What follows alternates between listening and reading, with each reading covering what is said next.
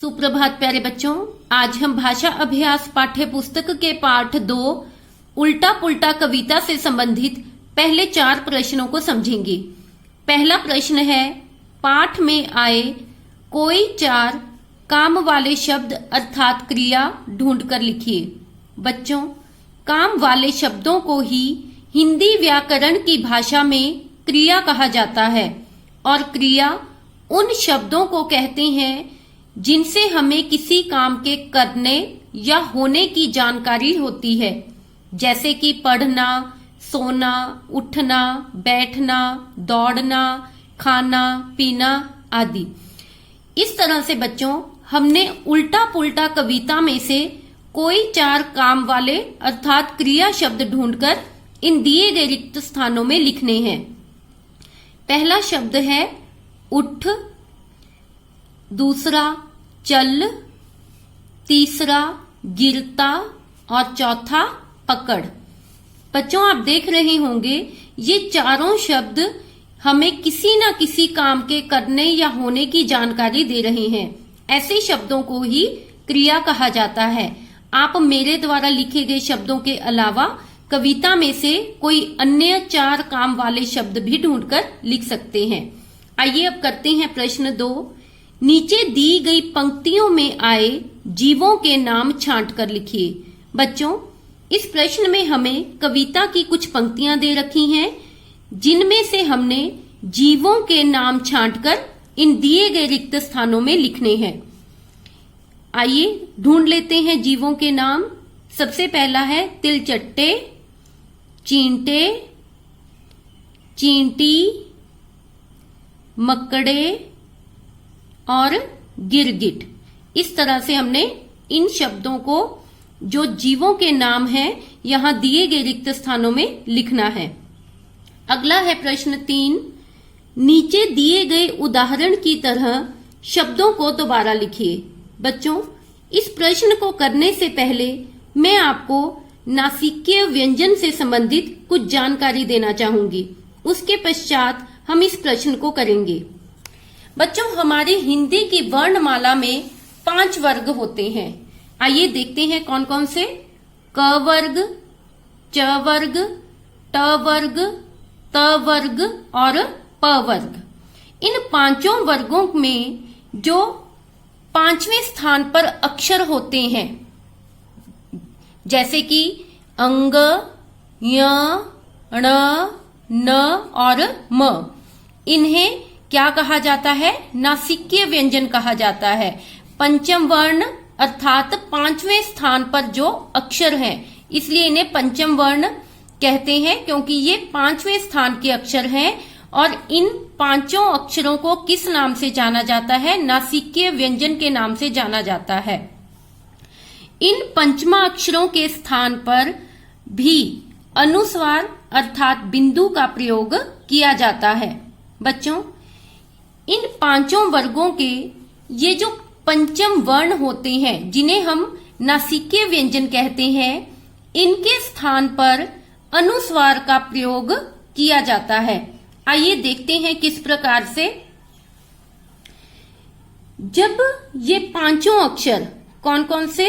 अंग, य, ण, न और म, किसी शब्द के बीच में अपने स्वर रहित होकर आते हैं। स्वर रहित का अर्थ होता है आधे अक्षर के रूप में। जब इनका किसी शब्द में प्रयोग किया जाता है तो इनकी जगह पर इनके आगे वाले अक्षर के ऊपर अनुस्वार लगा दिया जाता है। अर्थात यहां पे हम अंग की स्थान पर क्या करेंगे? अ के ऊपर अनुस्वार का प्रयोग करेंगे और ये शब्द क्या बन जाएगा? अंक। अगला शब्द है चंचल। चंचल में जो आधा अक्षर है वो क्या है? य। अब हम अगर य को हटा देंगे तो इसके जो आगे वाला अक्षर है च, इसके ऊपर यह किस रूप में प्रयोग किया जाएगा? अनुस्वार के रूप में प्रयोग किया जाएगा, तो शब्द बन जाएगा चंचल। अगला शब्द है घंटा। घंटा में भी कौन सा नासिकीय व्यंजन है? ण। और ण जब हम हटा देंगे तो इसके स्थान पर हम घ के ऊपर अनुस्वार का प्रयोग करेंगे और शब्द बन जाएगा घंटा। अगला शब्द है दंत। दंत में नासिकीय व्यंजन न को हटाने पर इसके जो आगे वाला अक्षर है द, यहां हम अनुस्वार का प्रयोग करेंगे और शब्द बन जाएगा दंत।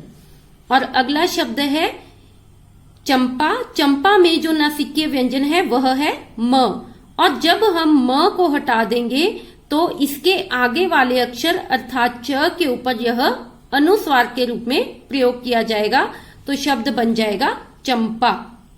इस तरह से बच्चों जो 5 नासिकीय व्यंजन है अंग, य, ण, न और म, जब ये किसी शब्द के बीच में अपने आधे रूप में प्रयोग किए जाते हैं तब हम इनके स्थान पर इनके जो आगे वाला अक्षर होता है उसके ऊपर अनुस्वार का प्रयोग कर सकते हैं, जैसे कि मैंने आपको इन 5 शब्दों में बताया।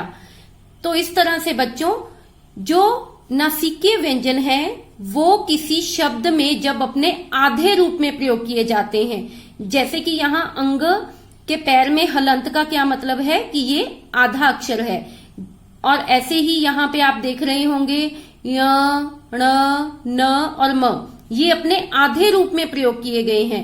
जब हम इन्हें हटा देते हैं तो इनका प्रयोग अपने से आगे वाले अक्षर के ऊपर अनुस्वार अर्थात बिंदु के रूप में कर दिया जाता है। तो ऐसे अक्षरों को नासिकीय व्यंजन कहा जाता है। आइए अब हम प्रश्न 3 को कर लेते हैं। प्रश्न 3 में कहा गया है नीचे दिए गए उदाहरण की तरह शब्दों को दोबारा लिखिए। बच्चों आप देख रहे होंगे हमें यहाँ जितने भी शब्द दिए हैं इन सभी में न नासिकीय व्यंजन का आधे रूप में प्रयोग किया गया है, और अभी हमने क्या समझा कि जो नासिकीय व्यंजन जब किसी शब्द में आधे रूप में प्रयोग किए जाते हैं तो हम इनके स्थान पर इनके जो आगे वाला अक्षर होता है उसके ऊपर हम अनुस्वार का प्रयोग भी कर सकते हैं। अब हमने इस प्रश्न में जितने भी हमें शब्द दिए हैं इनमें न नासिकीय व्यंजन के स्थान पर हमने इनके जो आगे वाला अक्षर है उसके ऊपर हमने क्या करना है, अनुस्वार का प्रयोग करना है। जैसे कि हमें पहला शब्द दिया है आनंद।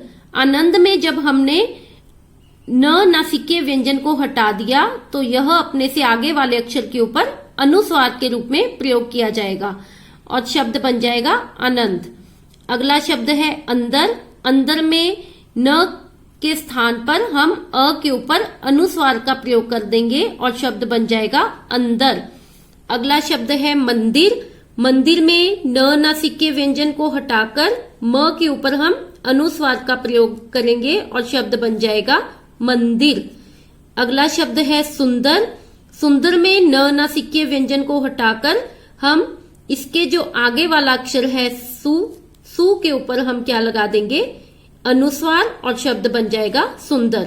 इस तरह से बच्चों हम इन शब्दों को नासिकीय व्यंजन का प्रयोग करते हुए भी लिख सकते हैं, या हम नासिकीय व्यंजन के स्थान पर इनके जो आगे वाला अक्षर होता है उसके ऊपर हम इन्हें अनुस्वार के रूप में भी प्रयोग कर सकते हैं। आइए अब करते हैं प्रश्न 4। नीचे दिए गए शब्दों के विलोम शब्द लिखिए। बच्चों विलोम शब्द अर्थात उल्टे अर्थ वाले शब्द या विपरीतार्थक शब्द, जो शब्द हमें किसी शब्द के उल्टे अर्थ की जानकारी देते हैं उन्हें ही विलोम शब्द कहा जाता है। जैसे कि दिन का विलोम शब्द होता है रात, मोटा का विलोम शब्द पतला, अंदर का बाहर। आइए अब हम यहाँ जो हमें शब्द दिए हैं इनके विलोम अर्थ वाले शब्द हम इन दिए गए विकल्पों में से ढूंढकर लिख लेते हैं। पहला शब्द हमें दिया है जीवन। जीवन का विलोम शब्द होता है मृत्यु। अगला शब्द है सुख। सुख का विलोम शब्द होता है दुख। अगला शब्द है उल्टे। उल्टे का विलोम शब्द होता है सीधे। और अगला शब्द है अपने। अपने का विलोम शब्द होता है पराए। तो इस तरह से बच्चों हमने इन रिक्त स्थानों में दिए गए शब्दों के विलोम शब्दों को इन विकल्पों में से ढूंढकर लिखना है। ये थे आपके उल्टा पुल्टा कविता से संबंधित पहले 4 प्रश्न। आपने इन चारों प्रश्नों को अपनी भाषा अभ्यास की पाठ्य पुस्तक में ही सुंदर लिखावट में लिखकर याद करना है। धन्यवाद।